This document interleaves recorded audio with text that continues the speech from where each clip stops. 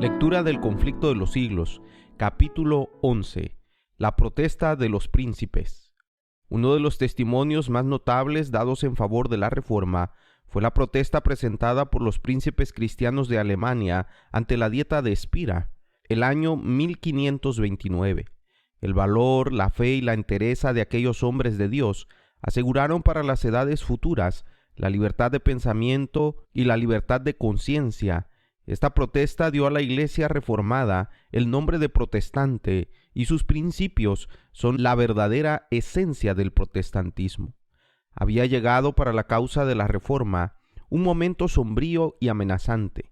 Pese al edicto de Worms, que declaraba a Lutero como un proscrito y prohibía enseñar o creer sus doctrinas, la tolerancia religiosa había prevalecido en el imperio. La providencia de Dios había contenido las fuerzas que se oponían a la verdad.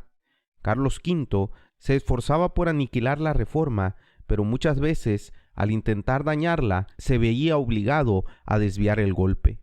Vez tras vez había parecido inevitable la inmediata destrucción de los que se atrevían a oponerse a Roma, pero en el momento crítico aparecían los ejércitos de Turquía en las fronteras del Oriente, o bien el rey de Francia o el Papa mismo, celosos de la grandeza del emperador, le hacían la guerra, y de esta manera, entre el tumulto y las contiendas de las naciones, la Reforma había podido extenderse y fortalecerse. Sin embargo, finalmente los soberanos papistas pusieron tregua a sus disputas para hacer causa común contra los reformadores. En 1526, la Dieta de Spira había concedido a cada estado plena libertad en asuntos religiosos, hasta tanto que se reuniese un concilio general, pero en cuanto desaparecieron los peligros que imponían esta concesión, el emperador convocó una segunda Dieta en Spira para 1529. Con el fin de aplastar la herejía, quería inducir a los príncipes, en lo posible, por medios pacíficos, a que se declararan contra la Reforma, pero si no lo conseguía por tales medios, Carlos estaba dispuesto a echar mano de la espada. Los papistas se consideraron triunfantes, se presentaron en gran número en Spira y manifestaron abiertamente sus sentimientos hostiles para con los reformadores y para con todos los que lo apoyaban. Dijo Melanchthon: nosotros somos la escoria y la basura del mundo, con todo, Cristo proveerá por sus pobres hijos y cuidará de ellos. A los príncipes evangélicos que asistieron a la Dieta se les prohibió que se predicara el evangelio en sus residencias, pero la gente de Spira estaba sedienta de la palabra de Dios, y no obstante dicha prohibición, miles acudían a los cultos que celebraban en la capilla del elector de Sajonia. Esto precipitó la crisis. Una comunicación imperial anunció a la Dieta que, habiendo originado graves desórdenes la autorización que concedía la libertad de conciencia, el emperador mandaba que fuese suprimida. Este acto arbitrario despertó la indignación y los temores de los cristianos evangélicos.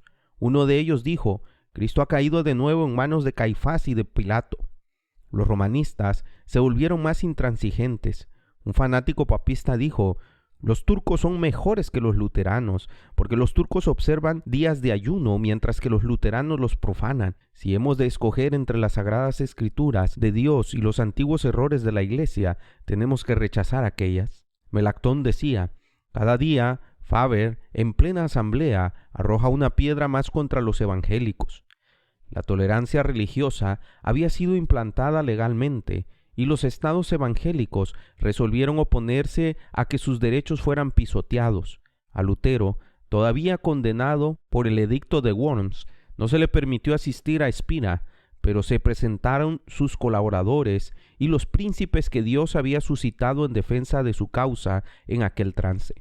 El ilustre Federico de Sajonia, antiguo protector de Lutero, había sido arrebatado por la muerte, pero el duque Juan, su hermano y sucesor, había saludado la Reforma con gran gozo, y aunque hombre de paz, no dejó de desplegar gran energía y celo en todo lo que se relacionaba con los intereses de la fe.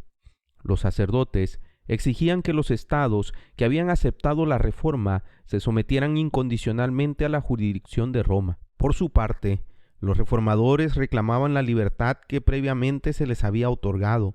No podían consentir en que Roma volviera a tener bajo su dominio los estados que habían recibido con tanto regocijo la palabra de Dios. Finalmente, se propuso que en los lugares donde la reforma no había sido establecida, el edicto de Worms se aplicara con todo rigor, y que en los lugares donde el pueblo se había apartado de él y donde podría ser conforme a él sin peligro de levantamiento, por lo menos se introdujera alguna nueva reforma, no se predicara sobre puntos que se presentaran a disputas, no se hicieran oposición a las celebraciones de la misa, ni se permitiera que los católicos romanos abrazaran la doctrina de Lutero. La Dieta aprobó esta medida con gran satisfacción de los sacerdotes y prelados del Papa. Si se aplicaba este edicto, la reforma no podría extenderse donde no había llegado todavía, ni podría siquiera afirmarse en los países en que se había extendido. Quedaría suprimida la libertad de expresión y no se tolerarían más conversaciones, y se exigía a los amigos de la Reforma que se sometieran inmediatamente a estas restricciones y prohibiciones. Las esperanzas del mundo parecían estar a punto de extinguirse. El restablecimiento de la jerarquía papal volvería a despertar inevitablemente los antiguos abusos, y sería fácil hallar ocasión de acabar con una obra que ya había sido atacada tan violentamente por el fanatismo y la disensión.